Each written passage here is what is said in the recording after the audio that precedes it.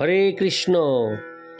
আজ 6 মাঘ 21 জানুয়ারি রবিবার 1430 ও ইংরেজি 2024 পুত্রদা একাদশী। এই পুত্রদা একাদশীর দিন আমি শ্রীমদ্ ভাগবতম পাঠ করছি। আজ আমি পাঠ করছি শ্রীমদ্ ভাগবতমের 2য় স্কন্দ 6ষ্ঠ অধ্যায় পুরুষ সূক্তের স্বীকৃতির শ্লোক 37 ও 38। হরে কৃষ্ণ হরে কৃষ্ণ কৃষ্ণ কৃষ্ণ হরে হরে হরে রাম হরে রাম রাম রাম হরে হরে হরে কৃষ্ণ হরে কৃষ্ণ কৃষ্ণ কৃষ্ণ হরে হরে হরে রাম হরে রাম রাম রাম হরে হরে। অডিওর শুরুতে আমি সকল ভক্তিমতী মা ভক্তবৃন্দের কাছে একটি প্রার্থনা করতে চাই, আপনারা জীবনের পূর্ণতা চ্যানেলটিকে প্রচুর পরিমাণে শেয়ার, লাইক, কমেন্টস করে এই চ্যানেলটিকে সাবস্ক্রাইব করে এই চ্যানেলের যে কমে যাওয়া রিচ সেটি বাড়িয়ে দিয়ে চ্যানেলটিকে আরও এগিয়ে যেতে সহযোগিতা করুন। হরে কৃষ্ণ। শ্লোক 37। নাহং ন জুয়ং যদৃতাং গতিং বিদুর্ন বামদেব কিমুতা পরে সুরা তন্মায়া মোহিত বুদ্ধয়োস্তিদং বিনির্মিতং চাত্তসমং বিচক্ষহে। অনুবাদ: যেহেতু আমি, তুমি এবং শিব সেই চিন্ময় আনন্দের অবধি অনুমান করতে পারি না, অন্য দেবতারা তা কিভাবে জানবে? যেহেতু আমরা সকলেই ভগবানের মায়ার দ্বারা বিমোহিত, তার মায়া বিনির্মিত এই বিশ্বকে আমরা আমাদের নিজ নিজ ক্ষমতা অনুসারে দর্শন করি। তাৎপর্য: পূর্বে আমরা বহুবার দ্বাদশ মহাজনের নাম উল্লেখ করেছি, যাদের মধ্যে ব্রহ্মা, নারদ এবং শিব ভগবত তত্ত্বজ্ঞান সম্বন্ধে যথাক্রমে প্রথম, দ্বিতীয় এবং তৃতীয়। অন্যান্য দেবতা, উপদেবতা, গন্ধর্ব, চারণ, বিদ্যাধর, মনুষ্য এবং অসুরদের পক্ষে পরমেশ্বর ভগবানের শক্তি পূর্ণরূপে উপলব্ধি করা কখনোই সম্ভব নয়। দেবতা, উপদেবতা, গন্ধর্ব ইত্যাদি সকলে উচ্চতর লোকের উন্নততর বুদ্ধিমত্তা সম্পন্ন জীব। মানুষেরা হচ্ছে মধ্যবর্তী লোকের জীব, আর অসুরেরা নিম্নবর্তী লোকের অধিবাসী। তাদের সকলেরই পরম তত্ত্ব সম্বন্ধে স্বীয় ধারণা রয়েছে, ঠিক যেমন মানব সমাজের বৈজ্ঞানিক অথবা দার্শনিকদের ব্যক্তিগত ধারণা রয়েছে। এই সব জীবেরা জড়া প্রকৃতির প্রাণী এবং তারা প্রকৃতির গুণের অদ্ভুত প্রকাশের দ্বারা বিমোহিত। এই প্রকার মোহ সম্বন্ধে শ্রীমদ্ ভগবদ্ গীতায় 7ম অধ্যায় 13 নং শ্লোকে বলা হয়েছে, ত্রিভীর গুণময়ীর ভাবৈরেভি সর্বমিদং জগৎ। ব্রহ্মা থেকে শুরু করে পিপীলিকা পর্যন্ত প্রতিটি জীব প্রকৃতির 3টি গুণের দ্বারা বিমোহিত। প্রত্যেকেই তার ব্যক্তিগত ক্ষমতা অনুসারে মনে করে যে তার দর্শন শক্তির অন্তর্গত এই ব্যক্ত ব্রহ্মাণ্ডই সব কিছু।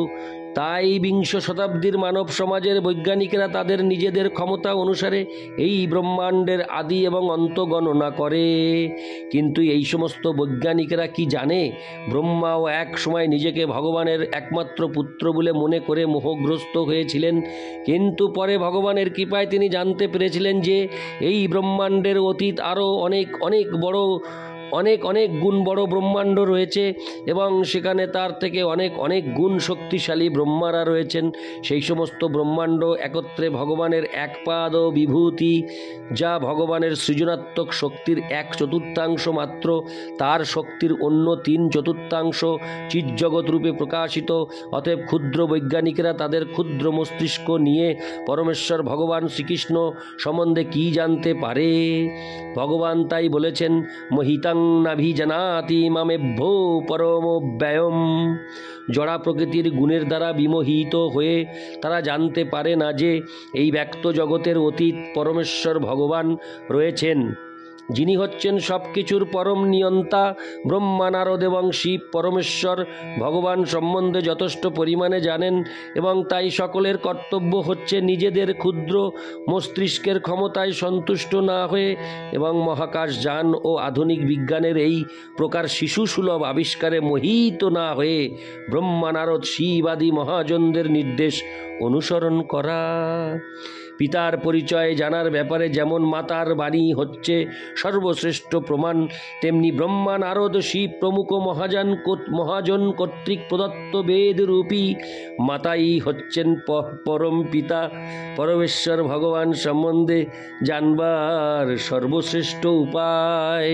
কি মধু, কি মধু! হরে কৃষ্ণ। আমি লাইনটি আরেকবার পড়ছি।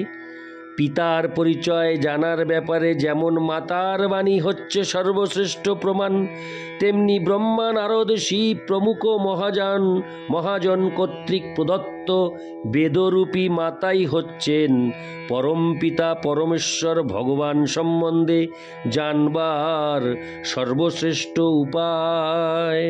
ইতি শ্লোক 37। শ্লোক 38। যস্যাবতার কর্মাণি গায়ন্তি হর্ষোদাদয় ন যং বিদন্তি তত্তেন তস্मै ভগবতে নমো। অনুবাদ: আমরা সেই পরমেশ্বর ভগবানকে আমাদের সশ্রদ্ধ প্রণতি নিবেদন করি, যার অবতার এবং কার্যসমূহ আমরা মহিমা কীর্তনের জন্য গান করি। যদিও তার স্বরূপে তাকে পূর্ণরূপে জানা প্রায় অসম্ভব।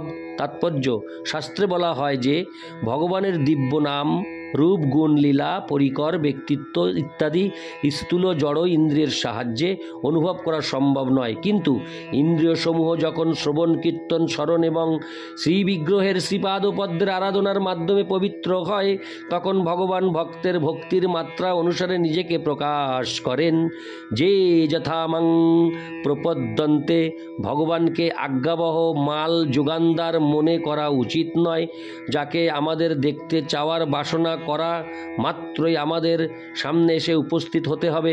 পক্ষান্তরে ব্রহ্মা, নারদ প্রমুখ মহাজনদের গুরু পরম্পরার ধারায় পূর্ববর্তী আচার্যদের প্রদর্শিত পন্থা অনুসরণ করে আমাদের ভগবদ ভক্তির অনুশীলনের জন্য প্রস্তুত থাকতে হবে।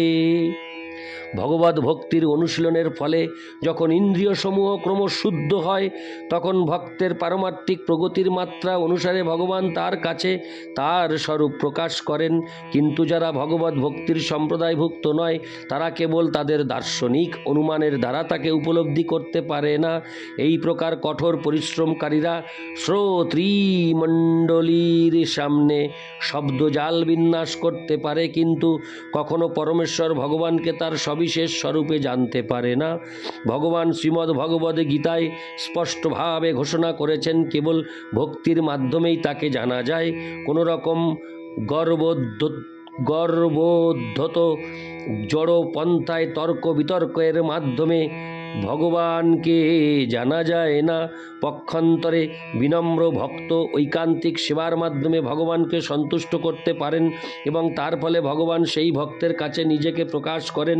একজন সদ্গুরু রূপে ব্রহ্মা তাই তাকে তার সশ্রদ্ধ প্রণতি নিবেদন করেছেন এবং আমাদের উপদেশ দিয়েছেন শ্রবণ এবং কীর্তনের পন্থা অনুসরণ করতে। কেবল এই পন্থার মাধ্যমে অথবা ভগবানের অবতারের মহিমান্বিত কার্যকলাপ শ্রবণ এবং কীর্তন করার ফলে অবশ্যই অন্তরের অন্তঃস্থলে ভগবানকে দর্শন করা যায়। আমরা ইতিপূর্বে শ্রীমদ্ ভগবতের প্রথম স্কন্ধে সে বিষয় আলোচনা করেছি।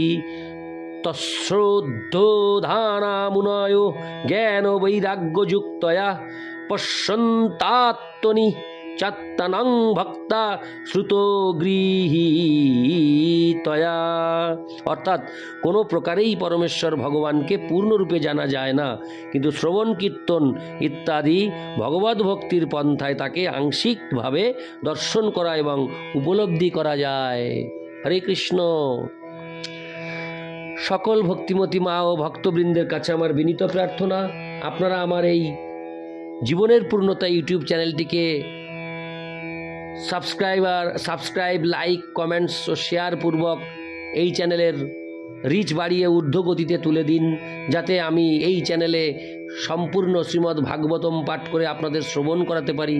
আমি এই কার্য করতে না পারলে আমার মানব জীবন বৃথা হবে বলে আমি মনে করি। তাই আপনারা যত করে পারেন এই চ্যানেলটিকে সাবস্ক্রাইব, লাইক, কমেন্টস ও শেয়ার করে আরও অতি দ্রুত উন্নতির চরম শিখরে পৌঁছে দিন। হরে কৃষ্ণ।